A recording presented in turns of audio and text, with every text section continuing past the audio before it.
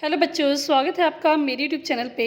आप सब बच्चे जिन बच्चों ने अभी 7th के पेपर दिए हैं, अब वो जो प्रमोट होकर 8th क्लास में आ गए हैं, आज आप सबके लिए आज आपकी फर्स्ट वर्कशीट आई है सरकार की तरफ से। तो आपकी जो फर्स्ट वर्कशीट है इंग्लिश की सब्जेक्ट की, वो मैं आज आपके सामने आपके साथ करूँगी। तो इसके लिए आपको करना क्या है, आपको ऐसे कल परसों सारे वर्कशीट के सोल्यूशन अगर आपको मिलते रहे तो प्लीज़ आप मेरे चैनल को सब्सक्राइब कर दें। ठीक है बच्चों, तो आपकी आज की पहली वर्कशीट आज हम करते हैं। तो वर्कशीट में आप लिखेंगे यहाँ पे अपनी क्लास की कॉपी अलग से बना लेंगे आप इंग्लिश सब्जेक्ट की। तो आप इंग्लिश हर एक सब्जेक्ट की आपकी एक वर्कशीट आएगी। तो आपकी इंग्लिश की जो सब्जेक्ट की वर्कशीट है वो आज हम कर रहे हैं। तो इंग्लिश सब्जेक्ट की एक अलग से कॉपी जरूर बना लेना। तो उस कॉपी में आप लिखेंगे वर्कशीट का नाम, तो सब्जेक्ट है इंग्लिश और क्लास आप 8th लिखेंगे, वर्कशीट का नंबर 1 लिखेंगे। ऐसे रोज आपकी वर्कशीट नंबर चेंज होते रहेंगे। ठीक है, तो वर्कशीट फर्स्ट वर्कशीट की जो डेट है 5 अप्रैल 2021, यहाँ पर आप अपना नाम लिखेंगे बच्चों। यहाँ पर आप अपने क्लास टीचर का नाम लिखेंगे। अगर आपको अभी क्लास टीचर का नाम नहीं पता है तो आप इसको ब्लैंक छोड़ देंगे।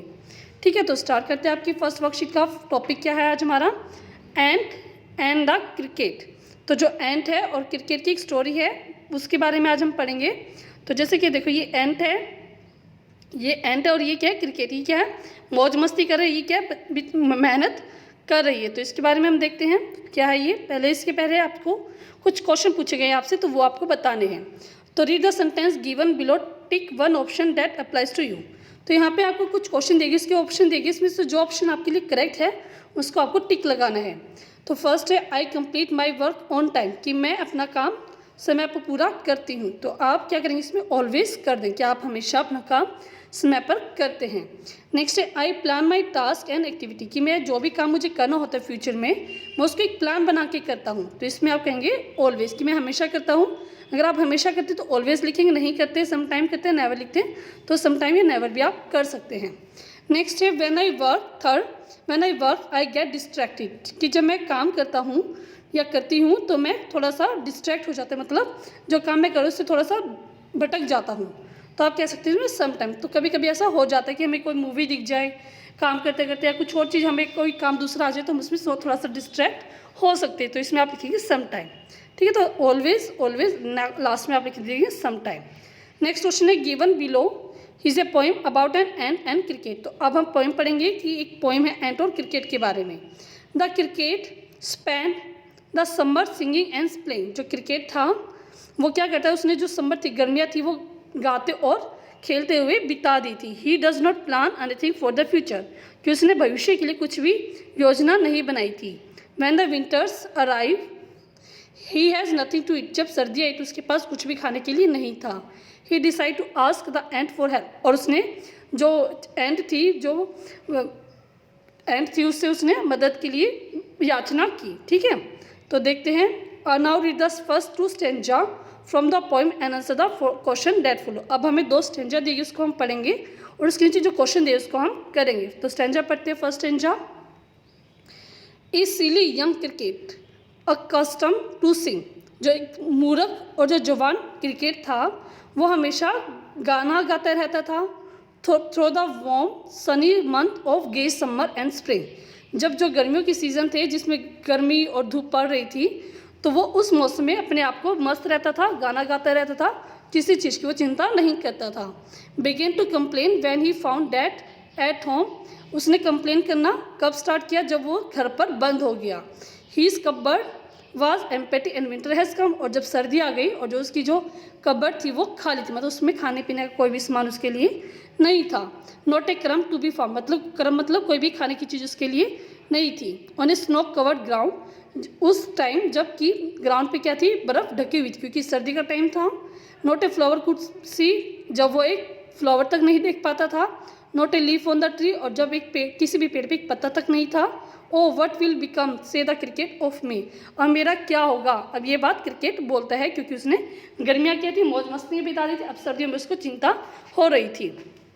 आगे देखते हैं हम सेकेंड स्टेंजा। सेकेंड स्टेंजा में क्या था हमारा, at last by starvation and famine made bold. जब लास्ट में जब उसकी जो भूख थी बहुत ही ज़्यादा बढ़ गई, मतलब वो भूख से मरने लगा, और फेमाइन, और जब सूखा पड़ने लगा, और ड्रिपिंग विद वेट, और जब सभी के सभी मतलब जो बारिश हो रही थी उससे बारिश हो रही थी, एंड और ट्रेम्बलिंग विद कोल्ड, और जब सभी ठंड से कपकपा रहे थे। Away he set off to a miserly ant.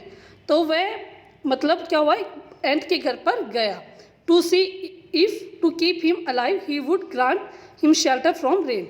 तो वो क्यों गया था, क्योंकि उसे अपने रहने के लिए बारिश से बचने के लिए घर या आश्रय की ज़रूरत थी।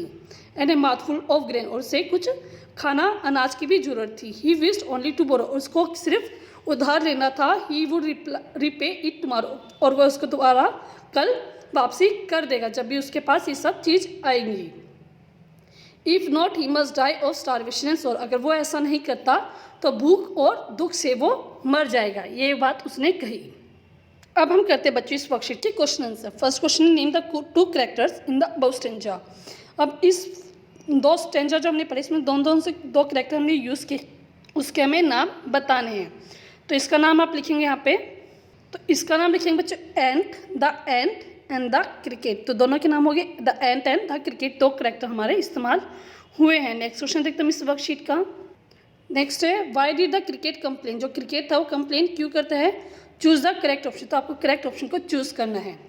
फर्स्ट है, there was no food in his cupboard, क्योंकि उसके कबर्ड में कोई भी फूड नहीं था। He could not sing and dance, क्योंकि वो डांस और सिंग नहीं कर पा रहा था। He did not like summer, क्योंकि वो समर को लाइक नहीं करता था। तो इसका आंसर आप लिखेंगे बच्चों यहाँ पे, इसका आंसर रखेंगे क्योंकि there was no food in his cupboard, क्योंकि उसके कबर्ड में कुछ भी खाने की चीज़ें नहीं थी, तो इसलिए वो दुखी हो गया था। नेक्स्ट है, find 3 words from the first stanza associated with summer and spring. तो फर्स्ट स्टेंजा में से आपको कोई 3 वर्ड्स बताने हैं जो कि स्प्रिंग और समर से रिलेटेड हो। तो इसका आंसर आप लिखेंगे, फर्स्ट में लिखेंगे वॉर्म, सेकंड में लिखेंगे, इसका आंसर बता रही मैं, warm, sunny and gay summer. ठीक है, तीनों के हमारे समर से या फिर स्प्रिंग से रिलेटेड है। ठीक है, नेक्स्ट क्वेश्चन देखते हैं हम। नेक्स्ट है, find 2 phrases and line from the first stanza associated with the start of winter. तो विंटर जब स्टार्ट होती है उससे रिलेटेड हमें 2 लाइन हमें फर्स्ट स्टेंजा से आपको बतानी है। तो इसका आंसर आप लिखेंगे फर्स्ट स्टेंजा से, फर्स्ट पैराग्राफ से, on the snow covered ground not a flower could he see, not a leaf on a tree. ठीक है, तो आपको पैराग्राफ में भी दिखा देती हूँ इसको मैं। तो यहाँ से आप लिखेंगे not a snow on a snow covered ground not a flower could he see, not a leaf on the tree. तो ये आपका क्वेश्चन का आंसर हो जाएगा। ठीक है, तो आपका क्वेश्चन का आंसर था 6 क्वेश्चन का आंसर, ये आपका है 4th क्वेश्चन का आंसर। ठीक है, तो आप इसका आंसर लिखेंगे 4th क्वेश्चन का, यहाँ से लेकर यहाँ तक बच्चों, क्वेश्चन नंबर 4th का आंसर। नेक्स्ट हमारा क्वेश्चन नंबर 5th है, what help did the cricket ask for the ant. जो क्रिकेट था उसने एंट से किस टाइप की मदद मांगनी चाहिए। तो ऑप्शन है हमारे पास, मनी मांगी, फूड या शेल्टर मांगा, या फिर वार्म क्लॉथ मांगा। तो इसका आंसर हम करेंगे फूड एंड शेल्टर। उसको खाना भी मांगा और उसने आश्रय भी मांगी, क्योंकि उसको जो छत थी उसमें पानी बरस रहा था, तो वो वहाँ पर रह भी नहीं पा रहा था, तो इसने फूड और शेल्टर दोनों मांगी थी। नेक्स्ट है 6th question, find 2 words from the stanza 2 that are related to shortage of food. तो सेकंड स्टेंजा में से आपको 2 वर्ड बता रहे जो कि फूड की कमी को बता रही है। तो आंसर है इसका, आपका आंसर लिखेंगे आप माउथफुल एंड स्टारवेशन। माउथफुल क्या था, मतलब मुट्ठी भर, स्टारवेशन मतलब जो भूख से कमी के कारण होता है। तो इसका आप लिखेंगे क्वेश्चन नंबर 6 का answer mouthful and starvation. Last question बच्चों हमारी इस वर्कशीट का लास्ट है, from the second stanza write the rhyming words for rain, tomorrow and bolt. तो आपको इन 3 वर्ड्स के लिए आपको रिदमिंग वर्ड बताने। रिदमिंग वर्ड क्या होता है, जो एक जैसी साउंड करते हैं। तो इसका आंसर आप लिखेंगे, आंसर है बच्चों इसका रेन। रेन का हमारा आएगा गेन। ठीक है, सेम साउंड आ रही है। टुमारो का आएगा बोरो एंड बोल्ट का आएगा बच्चों कोल्ड। ठीक है, तो आपकी जो नेक्स्ट वर्कशीट है वो नेक्स्ट वीक में सेम इंग्लिश की आएगी मंडे को, और आपकी जो कल की वर्कशीट आएगी उसको हम आज शाम तक डाल देंगे। ठीक है बच्चों, तो आप इस वर्कशीट को कंप्लीट कर लें और जल्दी से जल्दी मेरे चैनल ऋषभ कंप्यूटर क्लासेस को सब्सक्राइब कर दें, क्योंकि जब भी मैं नई वीडियो डालूंगी उसका नोटिफिकेशन आपको साथ के साथ मिल जाए। आप नीचे बेल, यहाँ पे सब्सक्राइब का बटन होगा, आप इस पर क्लिक कर दें। जैसे आप क्लिक करेंगे आपके पास यहाँ पे एक बेल आइकन आएगा। ठीक है, यहाँ पे बेल आइकन आएगा, इसमें आप ऑल पे क्लिक करेंगे, तभी आपको मेरी सभी वीडियो की नोटिफिकेशन मिल पाएंगे। अगर आपको वीडियो अच्छी लगी तो लाइक करें बच्चों, शेयर करें, कमेंट करके बताएं कि मुझे आपको वीडियो कैसे लगी, ताकि मुझे इंकरेजमेंट आए और मैं आपकी सारी वीडियो के वर्कशीट के सोल्यूशन बना दूँ। Thank you, have a nice day बच्चों।